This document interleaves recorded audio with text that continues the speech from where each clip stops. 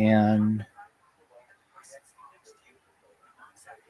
we're going to learn about Shimon Bar Yochai, and I'm just going to read his shit just because we should know all about him. Shimon Bar Yochai, Shimon ben Yochai, also known by the acronym Rashbi, was a 2nd century Tana or sage of the period of Roman Judea and early Syria. He was one of the most eminent disciples of Rabbi Akiva the Zohar, a 13th century foundational work of Kabbalah. He is one of the most eminent disciples of Rabbi Akiva. Zohar, a 13th century foundational work of Kabbalah, is described to him by Kabbalistic tradition, but this claim is universally rejected by modern scholars. All right. So he was born in 90. He died in 160, 70 years old. He's buried in Kever Rashbi, Meron, Israel. His children only had one, allegedly, but who knows, Eliezer ben Simeon. Religion, Judaism, Yurtzeit, Lag BaOmer, Hilua of Rabbi Shimon Bar Yochai. In addition, the essential legal works called the Sifri and Mechita of Rabbi Shimon ben Yochai are attributed to him, not to be confused with the Mechita of Rabbi Ishmael, of which much of the text is the same. In the Mishnah, where he is the 4th most mentioned sage, he is referred to as simply Rabbi Shimon, except in Hagiga 1:7, and except in Hagiga 1:7. In Baritas, Midrash, and Gemara, his name occurs either as Shimon or Shimon ben Yochai. In 8th century pseudonymous attribution of divine revelations by Shimon. Attribution of divine revelations to Shimon by the angel Metatron is also called the Secrets of Rabbi Shimon ben Yochai, or the Secrets of Rabbi Shimon ben Yochai. According to modern legend, he and his son Eleazar ben Simeon were noted Kabbalists. Both figures are held in unique reverence by the Kabbalistic tradition. According to another modern legend, they were buried in the same tomb in Meron, Israel, which is visited by thousands year-round. Biography. Shimon was born in Galilee. He was one of the principal pupils of Rabbi Akiva, under whom he studied 13 years at Bnei Barak. Barakot 28a relates that Shimon had previously studied at Yavne under Gamliel II and Joshua ben Hananiah, and that he was the cause of the infamous quarrel that broke out between these two leaders. However, the statement is somewhat chronologically difficult, considering that about 45 years later, when Akiva was thrown into prison, Shimon's father was still alive. Zacharias Frankel thus concluded the account as Barakot 28a and Barakot 28a as spurious. In the Jerusalem Talmud in Terumot 46b and Sanhedrin 119a, said Shimon's acuteness was tested and recognized by Akiva when he first came to him. Of all the pupils Akiva ordained, only Rabbi Meir and came to him. Of all his pupils, Akiva ordained only Rabbi Meir and Shimon. Conscious of his merit, Shimon felt hurt at being ranked after Meir, and Akiva was compelled to soothe him with soft words. During Akiva's lifetime, Shimon was occasionally found at Sidon, where he seems to have shown great independence in his halakhic decisions. The following incident is recorded, illustrating his wit and piety. A man and his wife, childless despite 10 years of marriage, appeared before Shimon at Sidon to secure a divorce. Observing that they loved each other and were not able to and not being able to refuse a request that agreed with rabbinical law, Shimon told them that a feast marked their wedding, told them that as a feast marked their wedding, they should mark their separation in the same way. The result was the was that both changed their minds, and owing to Shimon's prayer, God granted them a child. Shimon offered Shimon often returned to Akiva, and once he conveyed a message to him from his fellow pupil Hanina ben Hakinal. Shimon's love for his great teacher was profound. When Akiva was thrown in prison by Hadrian, Shimon, probably through the influence of his father, who was in favor of the court of Rome, found a way to enter the prison. He still insisted upon Akiva's teaching him, and when the latter refused, Shimon jestingly threatened to tell his father Yochai, who would cause Akiva to be punished more severely. What a dick. After Akiva's death, Shimon was again ordained with four other pupils of Akiva by Judah ben Baba. Legends of persecution and hiding. The persecution of Jews under Hadrian inspired Shimon with a different opinion of the Romans than that held by his father. Shimon often demonstrated his anti-Roman feeling when at a meeting between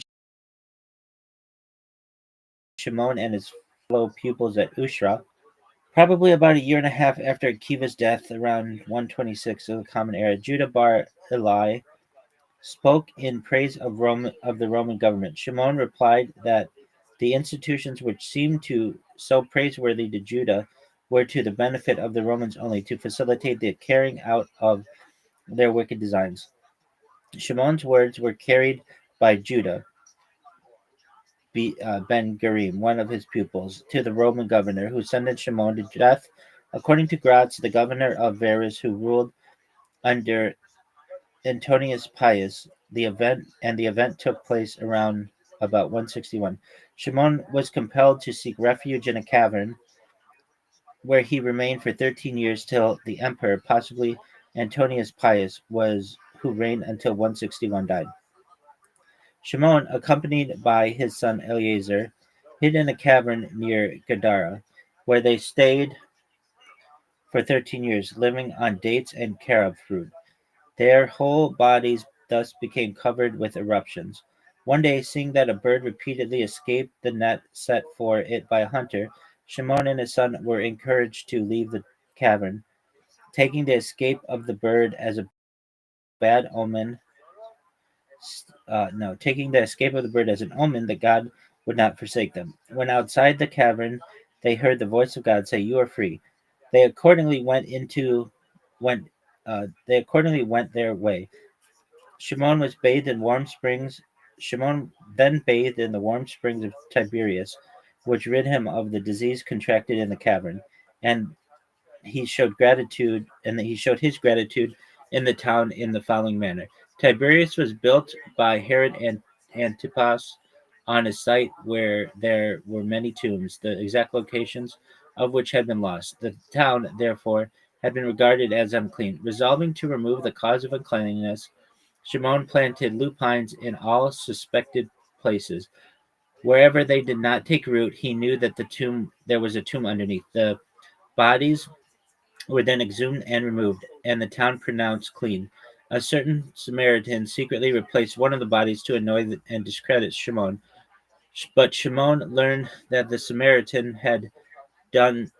But Shimon learned what the Samaritan had done through the power of the Holy Spirit, and said, "Let what is above go down, and what is below come up." The Samaritan was entombed, and a schoolmaster of Magdala, who mocked Shimon for his declaration, was turned into a heap of bones. To spare their garments, they sat naked in the sand, consequently covering their skin with scabs. At the end of 12 years, the prophet Elijah announced to them the death of the Roman emperor and the consequent annulment of the sentence of death against them. When they came forth, Shimon observed people occupied with agricultural pursuits to neglect the Torah, being angered thereby, smote them with his glances. The voice of God then ordered him to return to the cavern, where he and Eleazar remained 12 months longer, at the end of which time God ordered them to come forth. When they did so, Shimon was met by his son-in-law, Pinhas ben Jair, who wept at seeing him such a miserable state. Something about this doesn't make sense though, because if Shimon only had one son, that's known, I guess. So maybe he had a daughter-in-law or something, or a daughter, but she's not referenced. However, Shimon told him that he ought to rejoice. We're going to go into that though.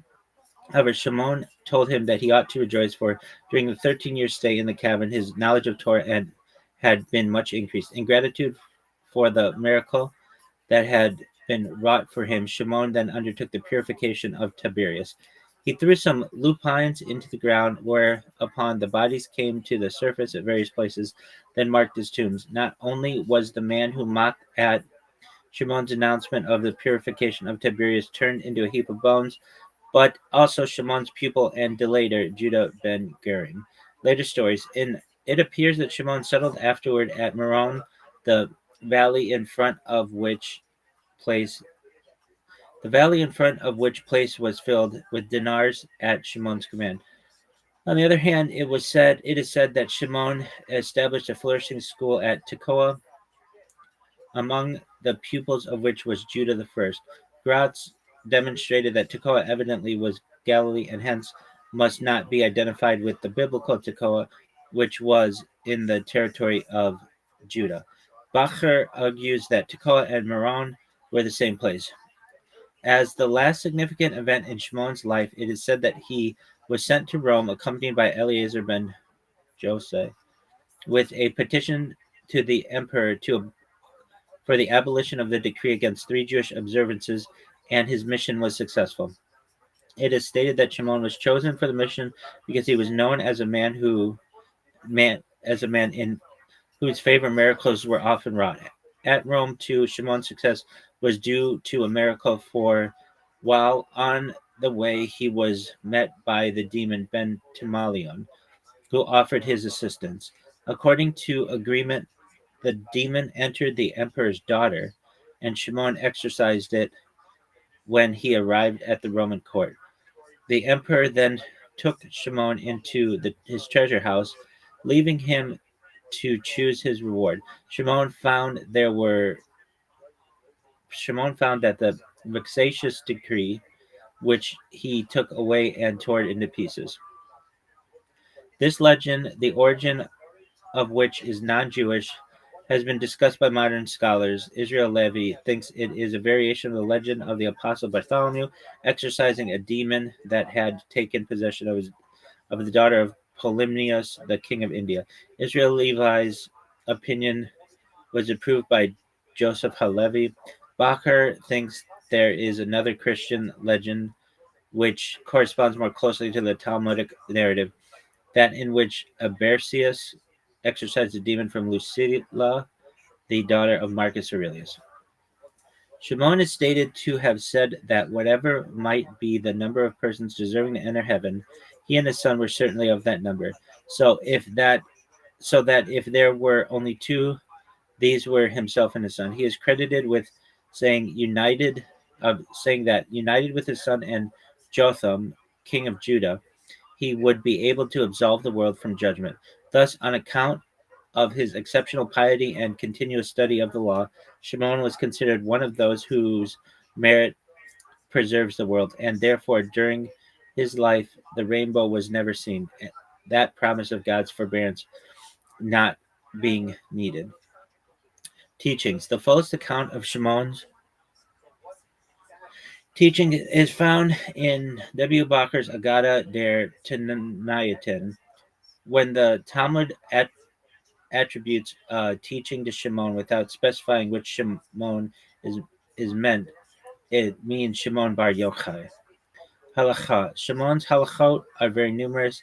They appear in every tractate of the Talmud except Baracho, Hala, Ta'anit, Nadarim, Tamid, and Midot.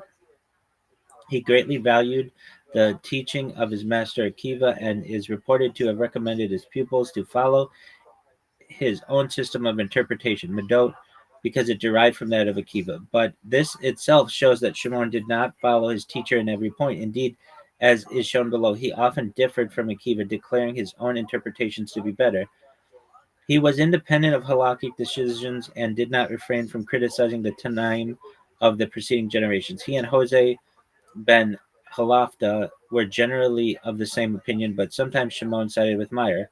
Like the other pupils of Akiva who, wishing to perpetuate the latter's teaching, systematized it in the foundation of the Mishnah, Meir, Tosefta, Nehemiah, and Sifra, Judah, Shimon is credited with the authorship of the Sifrei, a halakhic midrash to Numbers and Deuteronomy, and of the Mekilta de Rabbi Shimon, a similar midrash to Exodus. The particular characteristic of Shimon's teaching was that whether in a halakha or in a agadic interpretation of a biblical command, he endeavored to find the underlying reason for it. This often resulted in a material modification of the command in question. From many instances, the following may be taken. In the prohibition against taking a widow's garment in pledge, it was Judah ben Eli's opinion that no difference is to be made between a rich and a poor widow. But Shimon gives the reason for such a prohibition, which was that if such a pledge were taken, it would be necessary to return it every evening, and going to the widow's home every morning and evening might compromise her reputation. Consequently, he declares the prohibition applies only in the case of a poor widow, since one who is rich would not need to have the garment returned in the evening. Shimon's name was widely identified with the halakhic principle of interpretation, and his teacher Akiva approved of it. Therefore, his contemporaries often applied to him when they wished to know the reason for certain halachot. Shimon also divided the oral law into numbered groups, of which 15 are preserved in the Talmud. He especially favored the system of giving general rules, of which there are a great number. All this shows that he was systematic and that he had the power of expressing himself clearly. He was dogmatic in his halakhic decisions, but where there was a doubt as to which of two courses should be followed, and the rabbis adopted a compromise, he admitted the legality of either course. He differed from Akiva in that he did not think the particles like et, gam, and others contain in themselves indications of halachot, but in many instances he showed that he was opposed to Ishmael's opinion that the Torah speaks as men do, and that seemingly pleonastic words can never serve as the basis for deducing new laws. Agada. Shimon is very prominent also in Agada, and his utterances are numerous in both Talmuds. Many of his sayings bear on Torah study, which he believed should be the main object of a man's life. Despite the stress he laid on the importance of prayer, and particularly on the reading of the Shema, he declared that one must not, for the sake of either, interrupt the study of Torah. He considers the Torah one of the three good gifts which God gave to Israel and which cannot be preserved without suffering. But recognizing the difficulty of occupying oneself with Torah study and of providing a livelihood at the same time, Shimon said that the Torah was given only for those who ate the manna or the priestly meals. He declared that had he been on Mount Sinai when God delivered the Torah to Israel, he would have requested two mouths for man, one to be used exclusively as a means for repeating and thus learning the Torah. But then he added, how great also would it be the evil done by delators, Moserim, with two mouths. Among Shimon's many other utterances may be mentioned those with regard to repentance, and some of the ethical sayings. So great is the power of repentance that a man who has been during his lifetime very wicked, Rasha Gamor, if he repent toward the end, is considered a perfectly righteous man. He was particularly severe against haughtiness, which he declared is like idolatry, and against publicly shaming one's neighbor. One should rather throw himself into a burning furnace than shame a neighbor in public. He denounced the crimes of usury, deceitful dealing, and disturbing domestic peace. He His animosity toward non-Jews generally and toward feminine superstition is expressed in the following utterance: "The best of the heathen merits death. The best of serpents should have its head crushed, and the most pious of women is prone to sorcery. Although often quoted by Jew haters, his comment was uttered after witnessing his teacher being tortured to death. Bar Yochai himself becoming a fugitive after speaking out against Roman oppression. His hostility of the Romans is expressed also in the Maxims, thus alluding probably to the Parthian War which broke out in the time of Antonius Pius. He said, "If you see a Persian horse tied to the graves of Israel, look for the steps of the Mashiach." Mysticism. Shimon combined with the rationalism and halakha in a mysticism in the Agadic teachings as well as in his practice. He spoke of a magic sword on which the name was inscribed, being being given by God to Moses on Sinai, and he ascribed all kinds of miraculous powers to Moses.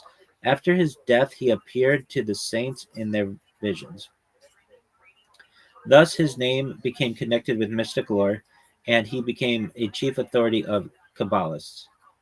Kabbalists. There exist two apocryphal midrashim ascribed to Shimon: the secrets of Rabbi Shimon ben Yochai and Tefillat Rabbi Shimon ben Yochai.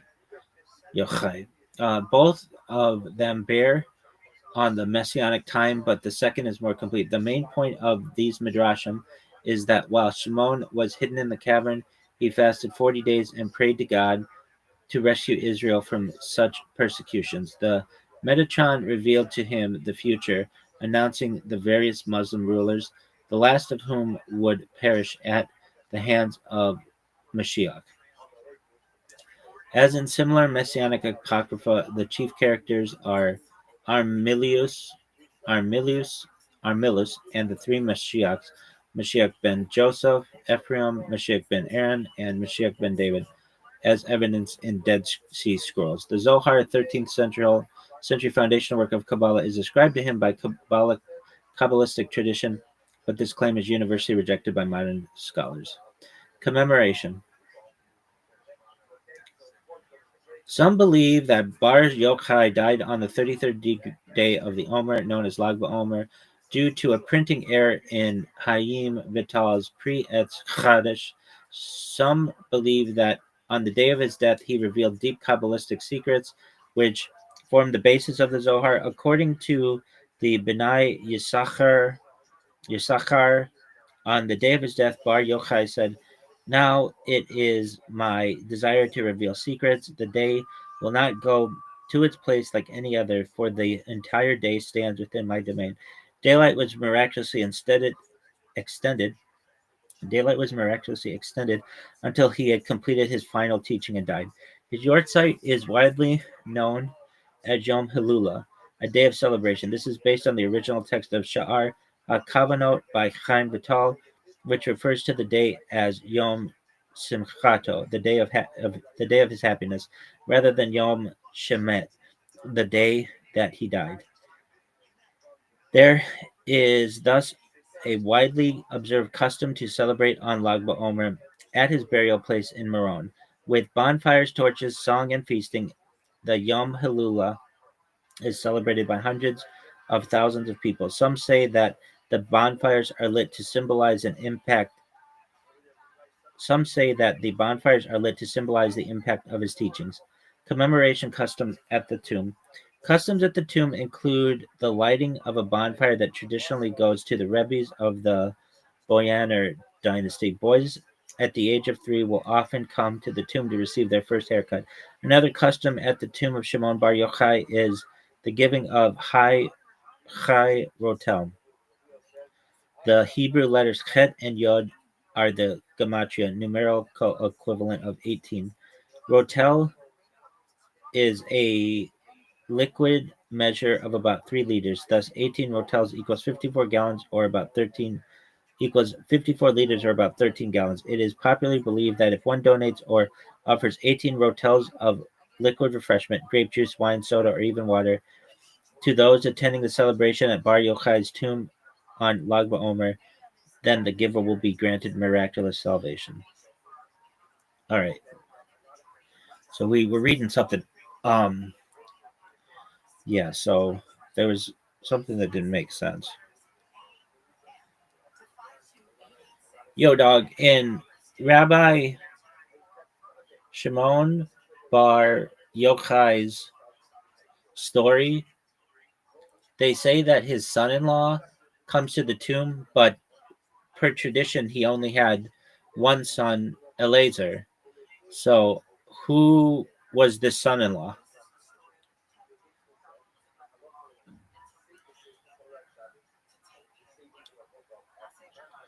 Not the tomb, but the cave.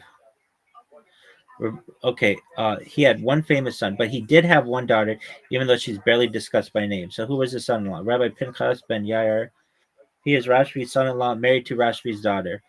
Where this comes from? This is explicit in Midrash and Yerushalmi sources. Bereshit, Rabbah, Yerushalmi, Shevet.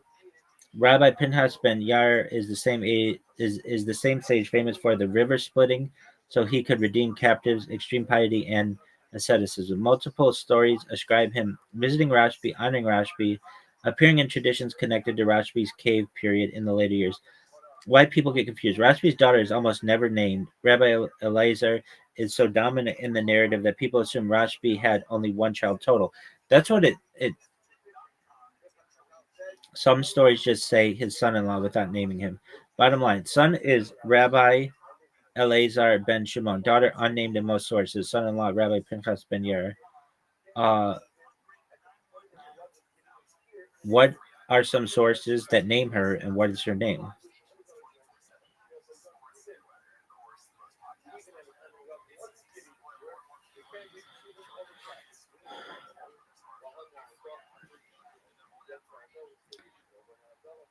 Okay, so are there sources that actually name Rashbi's daughter? Short answer: no. Classical Talmudic or early Midrashic source names her. Her existence is clear. Her name is not. What is explicitly in early sources? These clearly establish the daughter and son-in-law, but do not give her name.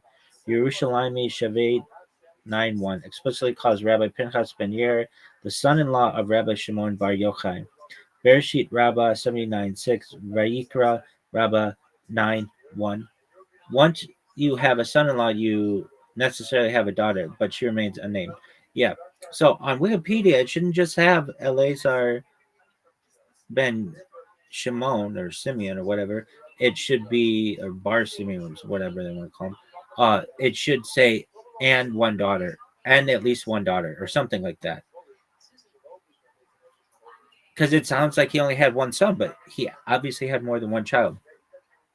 Or it sounds like he only has one child, but he obviously had more than one child. Names that appear in later literature: Yehudit appears in some later genealogical and Kabbalistic compilations. Unnamed Bat Rashbi. Many sources deliberately avoid naming her. Examples of later works where names are proposed or hinted: Seder HaDorot, Shelet HaKabbalah. Some manuscripts connected to Safed era, Svat era Kabbalists. Important. These works do not claim the names come from Chazal. They are traditions, not proofs. Scholarly consensus: existence is certain, name is unknown. Any name attributed is late tradition, not binding or provable. This is actually very common with women in Tanaitic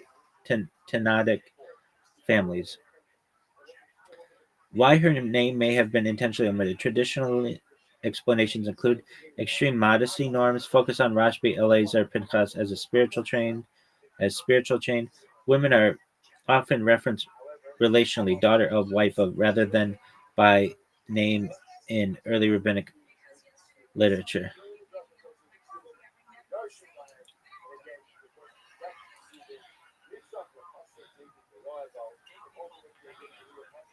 Yo, dog, what's that story about Rabbi Shimon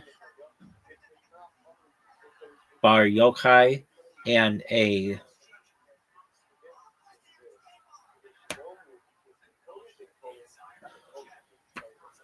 like getting a demon out of somebody?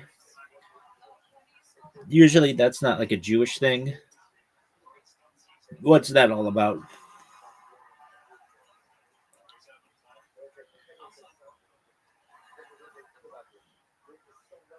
Yeah, you're remembering it right, and you're also right that should this thing refresh and suck.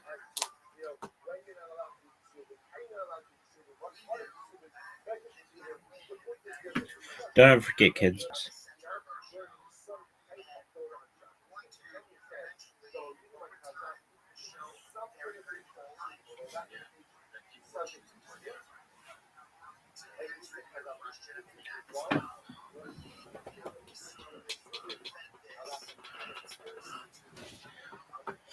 Yeah, you're remembering it right, and you're also right that it's not a normal Jewish thing, normal Judaism thing.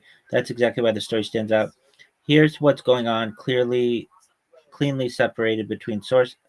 What actually happens and how Judaism understands it. The story itself, the core version. The famous story appears in Zohar 3, Parashat Pinchas 219b to 220a, and related Kabbalistic traditions. What happens? A woman or person is afflicted by a Ruach Ra, destructive spirit. Later language would call this a Dibuk. The spirit causes suffering, distortion, or loss of control. Rabbi Shimon Bar Yochai confronts the spirit. He does not use spells, incantations, or magic. He commands the spirit in the name of Hashem, Torah authority. The spirit leaves, sometimes after explaining why it was there. The key detail: Rashbi doesn't battle the demon, he outranks it.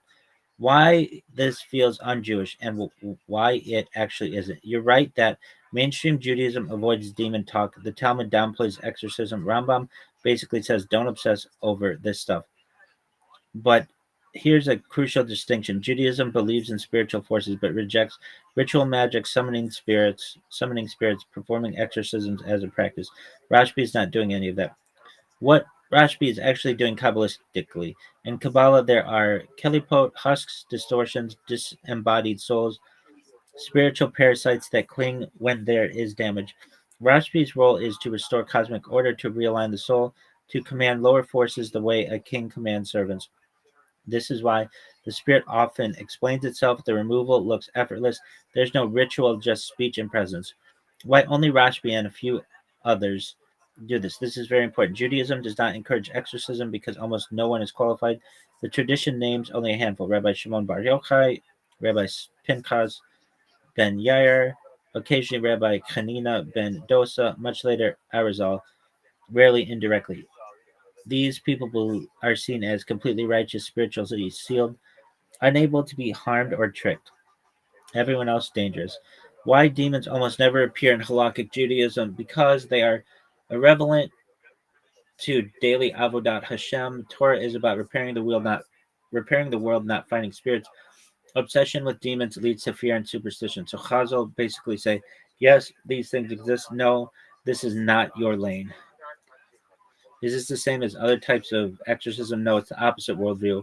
Other ones think it's drama, struggle, invocation, battle of wills. Rashbi is calm authority. The spirit leaves because it has to. No types of water, no chance, no theatrics.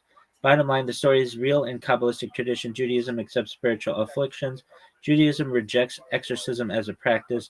Rashbi is an exceptional cosmic figure, not a model to imitate.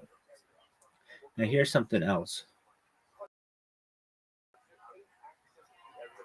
When Rabbi Akiva was like in jail with the Romans, and then Rabbi Shimon Bar Yochai came to visit him, wasn't it pretty uncool that Rabbi Shimon ben Yochai said that if Rabbi Akiva didn't teach him, that he would tell the Romans? Like that seems like a total mean move. It's like a total dick move.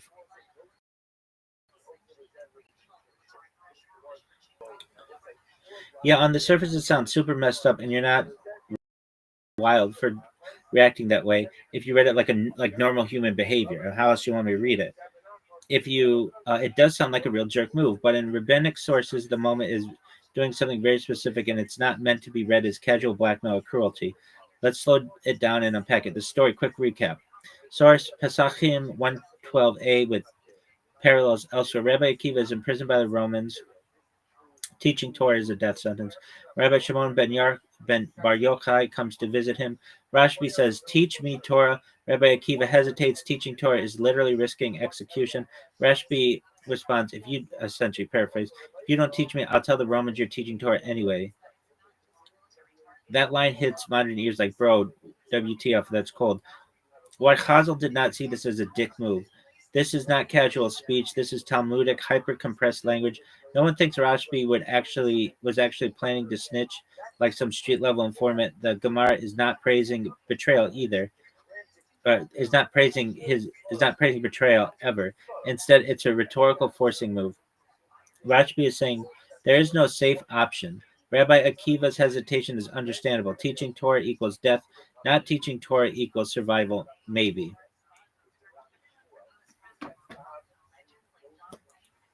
It sounds like a dick move to modern ears.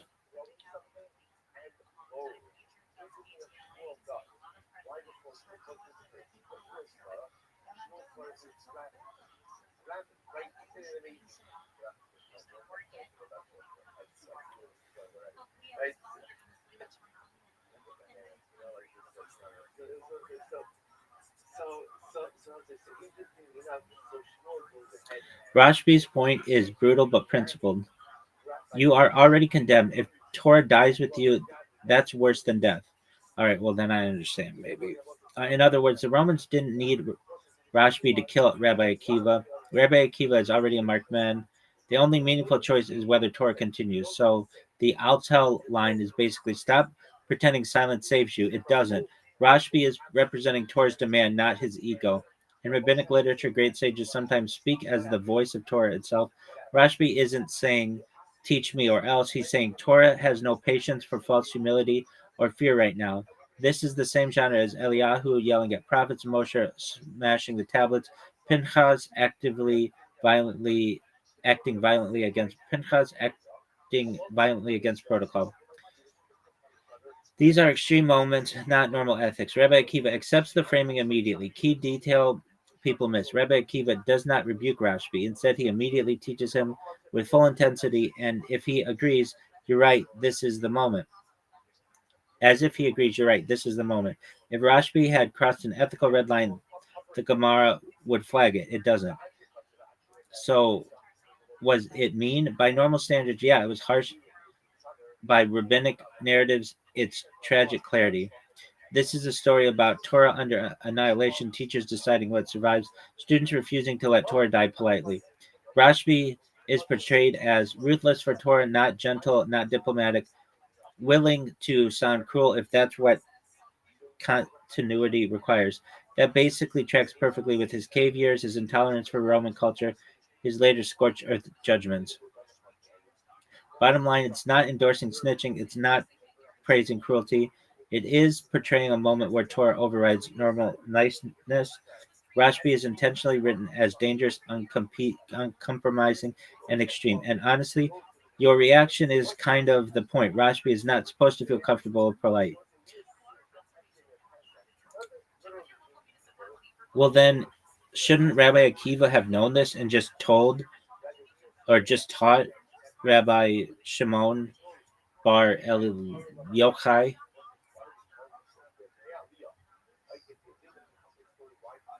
instead of just like being quiet?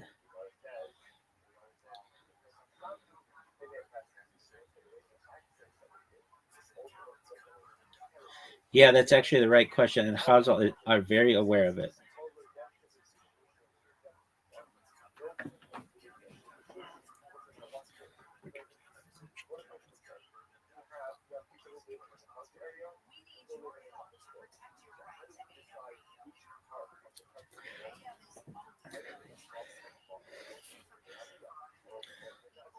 Sorry, quick recap. Source Pesachim 112. Did I read this yet? Yeah, I read all this. All right, so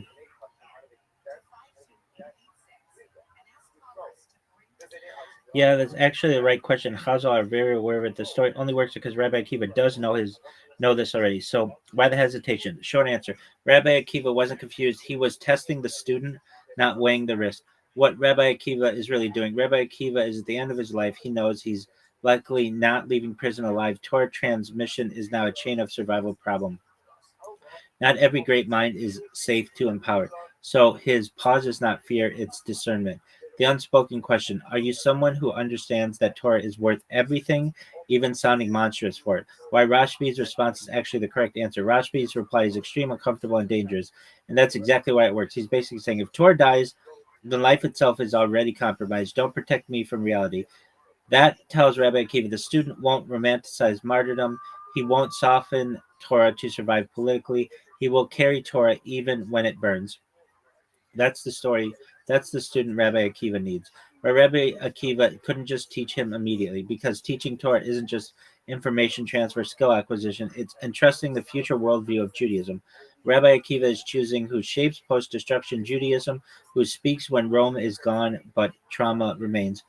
If Rashbi had answered gently, politely, or ethically, he might have been a great rabbi, but not the one for this moment. Notice what happens next. Very important. After Rashbi speaks, the tone changes completely. Rabbi Akiva teaches him fully, without rebuke, without further testing, meaning the test is over. Bigger pattern in Chazal. The exact structure appears somewhere. Eliyahu tests Elisha, stay here. Elisha refuses. Naomi pushes Ruth away 3 times. Hillel tests potential converts. Not because they want refusal, but because only someone who pushes back belongs inside. Bottom line, Rabbi Akiva already knew Torah must be taught. The pause was to test capacity, not courage. Rashbi passes by showing he understands Torah's non negotiable nature. The story is about selection under catastrophe, not hesitation. Well, what if Rabbi Shimon Bar Yochai did not push back? Then what would Rabbi Akiva have done?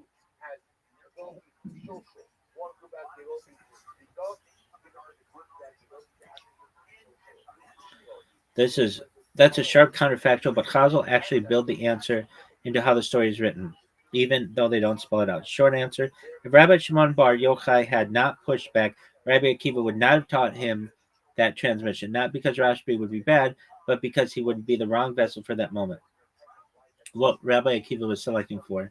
Rabbi Akiva wasn't asking, is the student righteous? Is he brilliant? He was asking, will this person preserve Torah without softening it when the world becomes hostile? That requires someone who is willing to be who is willing to be misunderstood, can tolerate sounding unethical, will choose Torah over social approval even among Jews. If Rashbi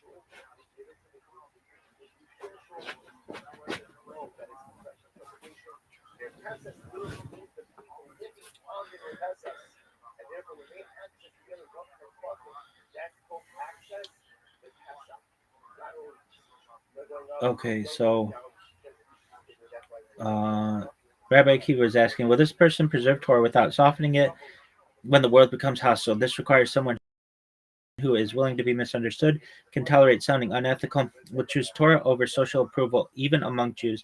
If Rashbi had responded politely, even heroically, it would signal sensitivity to optics, defense to authority, or deference to authority, a tendency to protect people from Torah's sharp edges. Those are abilities in collapse. When Rabbi Akiva likely will have what Rabbi Akiva likely would have done instead. Option one: teach some, but not the core. Very common in Chazal. He might have taught halakhic material or surface teachings, but not the deeper formative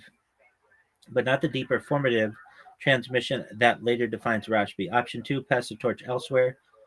Rabbi Akiva had other students: Rabbi Meir, Rabbi Yehuda, Rabbi Yosef. Each carries a different temperament. Just step on a duck. Push, perhaps. Rabbi Rashbi becomes the Rashbi only because he Rashbi becomes the Rashbi only because he proves he can hold severity without corruption. Why the Gemara includes the threat at all? Because it marks a fork in history. Chazal are saying Judaism after Rome survives not only because of martyrs, but because of people willing to be hard when hardness is required. That's deeply uncomfortable and intentionally so. A crucial nuance, very important. The story is descriptive, not prescriptive. Chazal are not telling you be ruthless, threaten teachers, override ethics for Torah. They are saying in a once in history emergency, a once in history person was chosen. That's right. Rashbi spends 13 years isolated. His worldview nearly destroys the world. When he emerges, he must be softened later. Even Rashbi's severity is portrayed as dangerous. Bottom line, if Rashbi hadn't pushed back, Rabbi Akiva would still die a martyr. Torah would still survive, but a different version of Torah would shape history. The Gemara is explaining why Rashbi exists at all. All right, well, what about Yo Dog? Well, then what about when Rabbi Shimon Bar Yochai, does this all happen before he goes into the cave with Rabbi Akiva?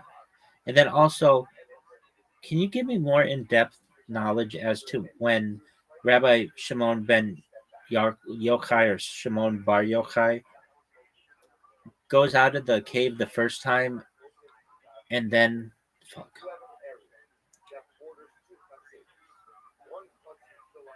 Yo dog, can you please tell me when does this happen? Is this before he goes into the cave for 13 years? And then also when he leaves the cave for 1 year, what was life like? And then when he leaves the cave after the 13 years, what was life like? And also, how does he die? Like, of what? Like, did he get kicked by a mule?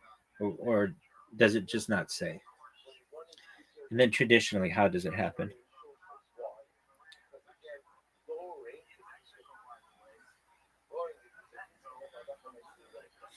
Got it. Let's put Rashbi's life on a clean timeline, no mysticism fog, and I'll flag what the sources actually say versus later tradition. So, when does the Rabbi Akiva prison scene happen? It happens before the cave when Rashbi is still young, but already sharp student. Rabbi Akiva is imprisoned by the Romans from 130 to 135, around then. Hadrianic persecutions. Rashbi receives his core Torah transmission then. This moment basically creates Rashbi as Rashbi. It's the setup for everything that follows. What happens right before the cave? Rabbi Akiva's death. Rashbi openly criticizes Rome. Famous line: Rome built roads, markets, baths for exploitation, not civilization. A Jew informs on him. Yes, an actual snitch. This one is real. Roman sentence Rashbi to death. This forces him into hiding. The first cave period. The source is Shabbat 33b. Rashbi and Rabbi Elazar, his son, hide in a cave. They learn Torah nonstop, live on carobs plus water, bury themselves in sand to preserve clothing. This is where Zoharic Rashbi is retroactively placed. Historically, the Zohar is later, but tradition maps it here. What happens psychologically, spiritually? Total detachment from society, absolute uncompromising Torah view, zero tolerance for normal life. This is important for what comes next. Leaving the cave the first time after 12 years, they hear the emperor has died, decrees are annulled. They come out.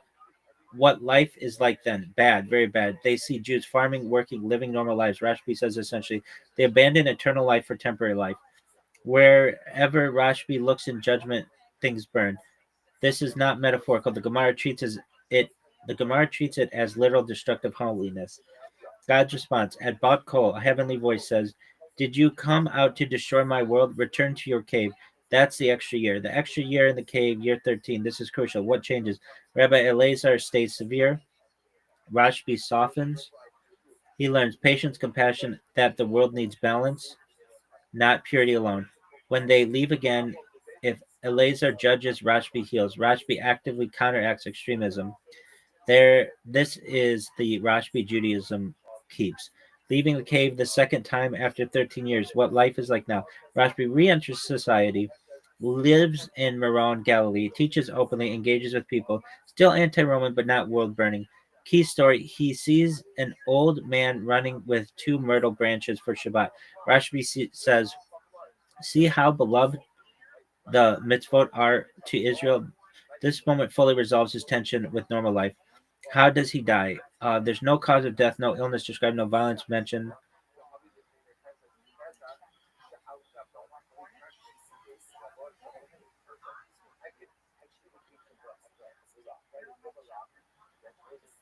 No accident. He simply dies of old age. Traditionally, they say it's his 80s, but traditionally it's 70. Traditional Kabbalistic understanding, he dies on Lag BaOmer, surrounded by students, teaching secrets of Torah until his last breath. Death is portrayed as joyful, radiant, a kiss, death. No mule, no Romans, no martyrdom, perfect passing.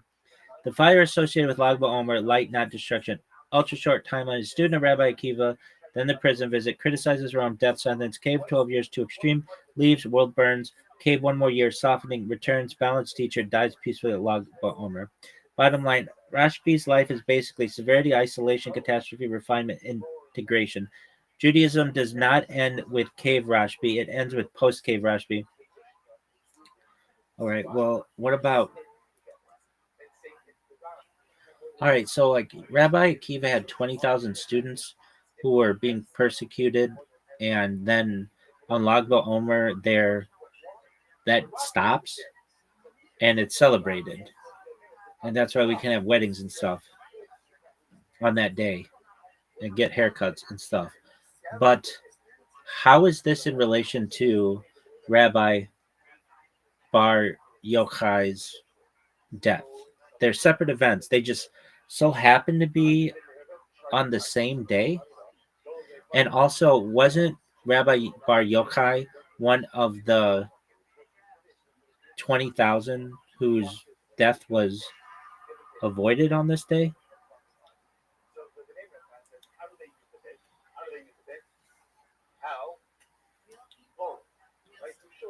Great question. The confusion is very common because Lag BaOmer is actually two different traditions that get layered in onto one day. That's what I thought.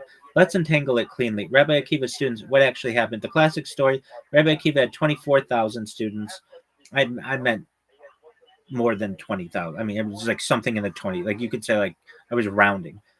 They did not die from Roman persecution. They died in a plague. That's what I meant as a plague, the illness. Yeah. Reason giving, they did not treat one another with proper respect. Time frame between Pesach and Shavuot. What changes on Lag BaOmer? The plague stops. Death ceases. Mourning customs are lifted. Haircuts, weddings, music. That's why Lag BaOmer is a break in mourning, not a full biblical holiday. Was Rabbi Shimon Bar Yochai one of those 24,000? Huh? No, he's absolutely not. I don't. That doesn't make sense to me. This is super important. Rashbi is explicitly named as part of the later group. Oh, okay. After the plague, Rabbi Akiva takes five new students: Rabbi Meir, Rabbi Yehuda, Rabbi Yosef, Rabbi Shimon Bar Yochai, Rabbi Eleazar ben Shemua. The Gemara says they restored Torah to Israel, meaning the 24,000 died. Wait a second. That doesn't make sense.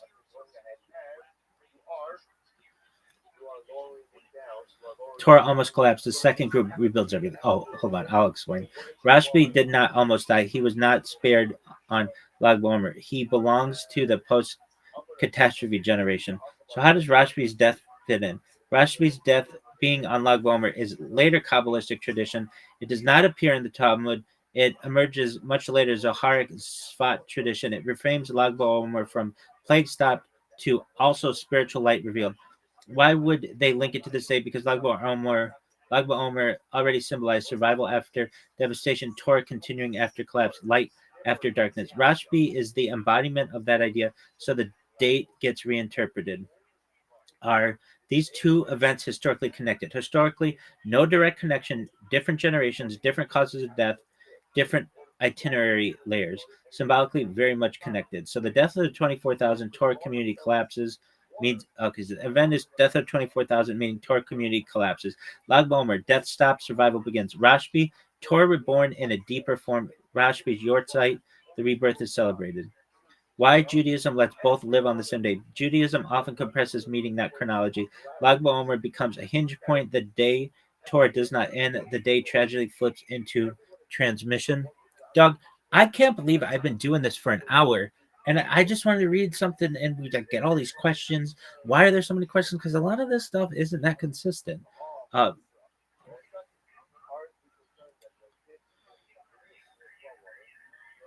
I feel these are good questions.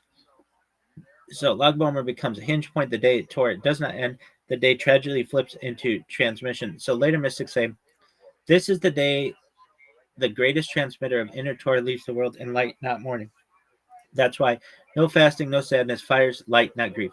Bottom line, straight answers. Rabbi Akiva's students died in a plague, not persecution.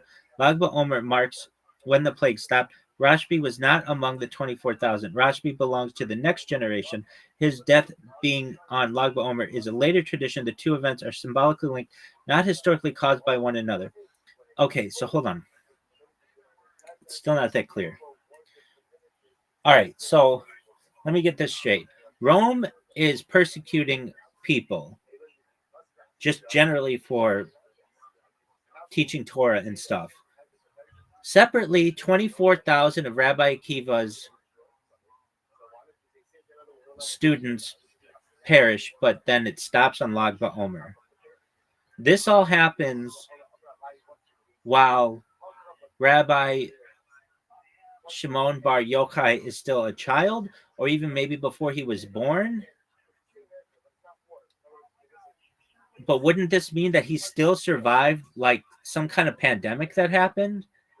So wouldn't he be considered a survivor of it? Weren't they in the same area? And also, weren't Rabbi Akiva's students still being persecuted by Romans in addition to this pandemic occurring?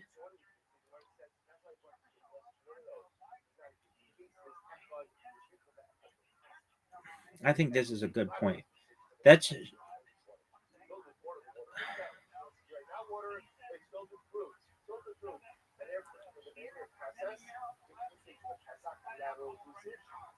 you're thinking about this exactly the right way, mixing timeline, geography, and causes. And the short answer is careful yes and no that needs clean separation. All right, so what were two things happening at once? Yeah, two overlapping crises, not one. Roman persecution, ongoing, uneven, political, targeted public Torah teaching, ordination, smicha, communal leadership. Peaks under Hadrian, 130 to 135 CE. Not everyone affected equally. Death of Rabbi Akiva's 24,000 students, described as a plague, megapha, framed as sudden, internal to the Torah community, moral, spiritual cause, lack of respect, time bound, between Pesach and Shavuot, stops at Lag BaOmer. These are distinct phenomena that overlap in time but not in explanation. How old was Rabbi Shimon Bar Yochai? We don't have exact birth dates. Okay, well, it's fucking confusing. But the best traditional reconstruction is Rashbi is either not yet born or very young. Well, if he was very young, he survived this fucking pandemic or whatever. He becomes Rabbi Akiva's student after the 24,000 die. The Gemara explicitly treats him as part of the second cohort. So he is not among those students. He is not in the learning network yet. He grows up in the shadow of that catastrophe. Could Rashbi be considered a plague survivor in a modern sense? Not really. I think so.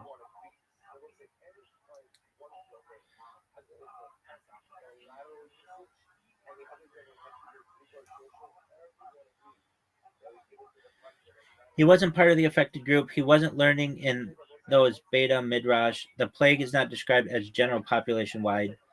I mean, what plagues were just picking on middle aged fucking yeshiva students? Come on.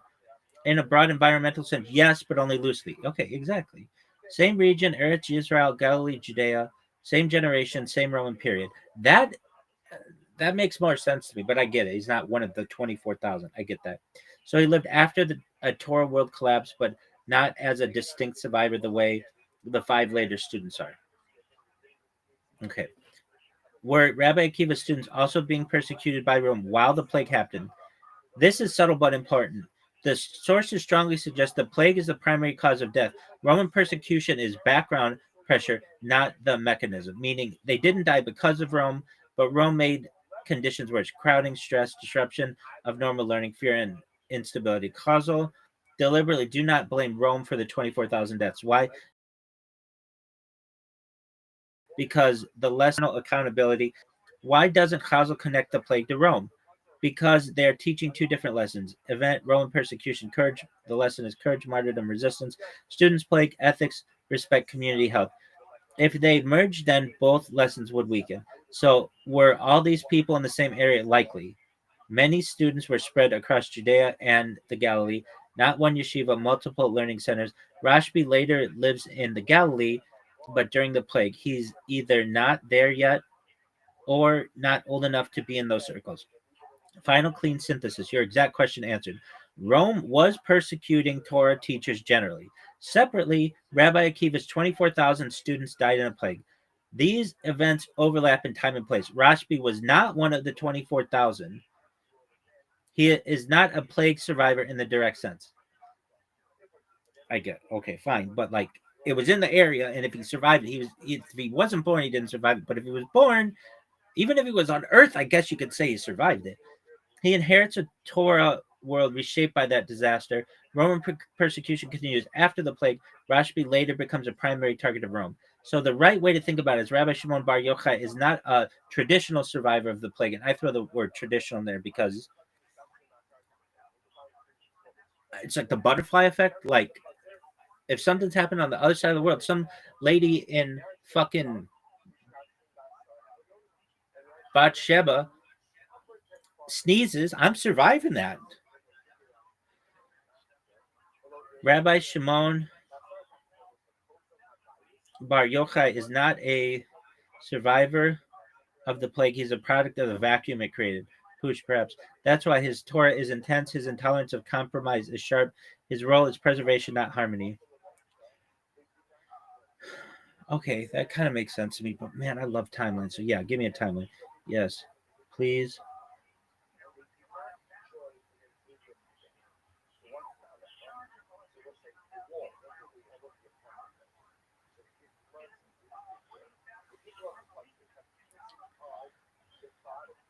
Okay, so 50 to 60, Common Era, birth of Rabbi Akiva, born ignorant of Torah, converts to Torah study later in life, eventually becomes the central rabbinic figure of his generation. 90 to 120 CE, Rabbi Akiva's main teaching period, thousands of students across Eretz Israel, Torah rebuilding after the destruction of the Second Temple, 70 CE, Judaism still fragile, decentralized. 120 to 130 CE, the 24,000 students, Rabbi Akiva has 24,000 students, they die in a plague, Magafa Askara.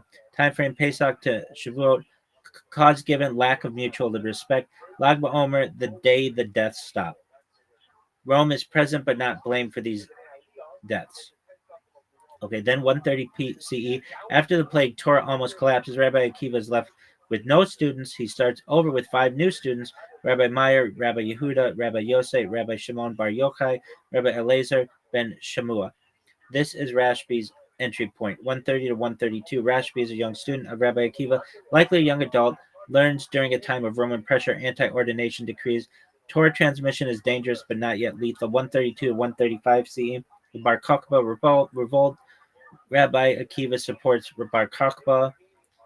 Rome brutally suppresses the result. Massive Jewish casualties. Beginning of the Hadrianic persecutions. 135 CE. Rabbi Akiva imprisoned and executed. Torah for teaching Torah publicly. Rashbi visits him in prison. Prison transmission scene happens here. Rabbi Akiva dies a martyr. Arsara Harugai Malchut. Rashbi is now carrying end of era Torah. 135 and 136 CE. Rashbi criticizes Rome, says Roman infrastructure is self-serving. A Jew informs on him. Rashbi is sentenced to death. 136 to 138. The cave, 12 years. Rashbi and his son Rabbi Eliezer hide extreme asceticism. Total Torah immersion, zero engagement with society. 148 CE. He leaves the cave the first time. Roman decree lifted. Emperor dies. Rashbi sees Jews farming. World burns from judgment. Bat Kol sends them back. 148 to 149 CE. Extra year in the cave. Rashbi softens, learns balance. Eleazar remains severe. 149 CE. Leaves the cave the second time. Rashbi reintegrates, heals instead of destroys. Accepts normal Jewish life. Becomes a public teacher again. 150 to 160 CE. Later teaching years. Lives in Galilee, Morone area, teaches openly. Foundation of later Zoharic tradition, retrojected later. I love that word, retrojected. I'm going to retroject everything, bitch. 160 to 170 CE, death of Rabbi Shimon Bar Yochai. No cause given, not martyred, dies peacefully. Later tradition dies on Lag BaOmer. Death described as Mitat Nashika, death by divine kiss. Key takeaways. Tight summary. The plague happens before Rashbi's main career. Rashbi is not a survivor of the plague in the traditional sense. He is a student of the post-plague rebuilding. Roman persecution intensifies later. The cave happens after Rabbi Akiva's death. Lag BaOmer layers. Plague stopping early. Rashbi's death late tradition. Hold on though. Yo, dog. Okay, so the 24,000 rabbis who are learning under Rabbi Akiva, they die. It all stops on Lag BaOmer.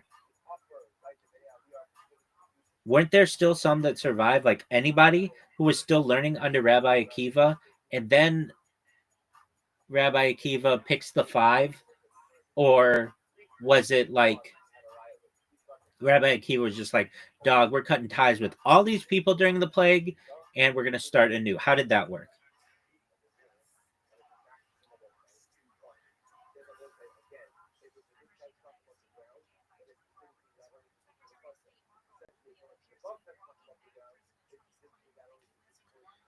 Oh, I can't. I'm done. Oh fuck. I don't think I can ask any more questions. Maybe.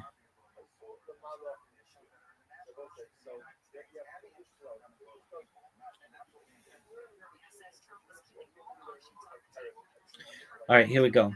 I got you. This is a common point of confusion, and it comes down to how the Talmud frames students versus transmitters of Torah. Let's break it down. Let's break it carefully. The 24,000 students, the Gemara, Yavamo 62b, Pesachim 112a says clearly Rabbi Akiva had 24,000 students, and they all died between Pesach and Shavuot, caused a plague framed as a spiritual consequence. They did not show respect to one another.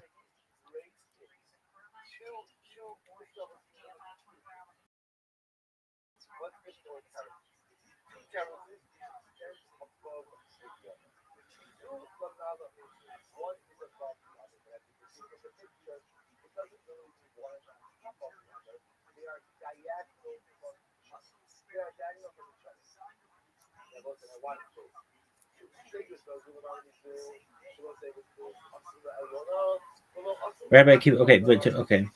All of them died in a plague. Yevamot 62b, Pesachim 112a, caused spiritual internal. They didn't treat each other with proper respect.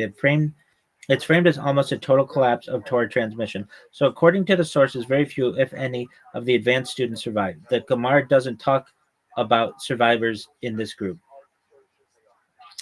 Okay, were there junior students who survived, possibly younger students or those not yet fully engaged in higher level studies survived, but they aren't mentioned. The Gemara focuses only on the core group capable of transmitting Torah. That's why it emphasizes the loss of as catastrophic. What happens after the plague stops? Lag BaOmer. Rabbi Akiva is left without a functional student body. The plague stops on Lag BaOmer, which is why it becomes a day of celebration. At that point, Rabbi Akiva rebuilds Torah with a new cohort of 5 students. Rabbi Meir, Rabbi Yehuda, Rabbi Yosef, Rabbi Shimon Bar Yochai, Rabbi Elazar ben Shemua. These are the students chosen to restore Torah transmission, not survivors of the plague. Or that raises another question. Did Rabbi Akiva cut ties with the old students? No, he didn't abandon anyone. The deaths were tragic and involuntary.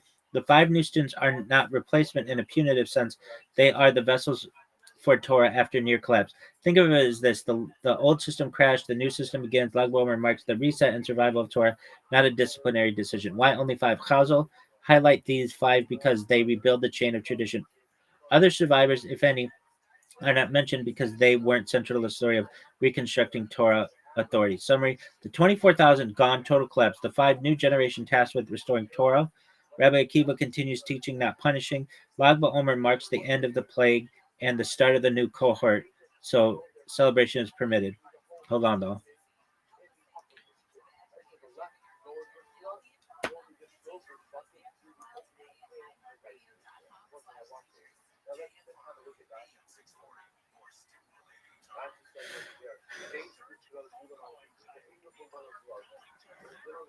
Did the five have any Torah knowledge at all, or were they just like five brand new people?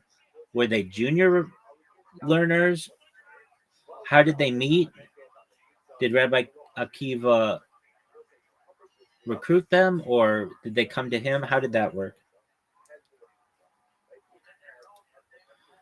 And if you're like, oh, well, this isn't Gemara, dog, 2,711 pages of tractates, folios are it's a lot to remember.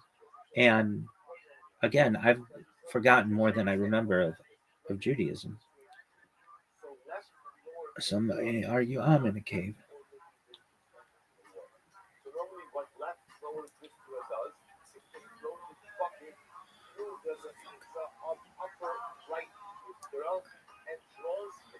All right, here we go. So,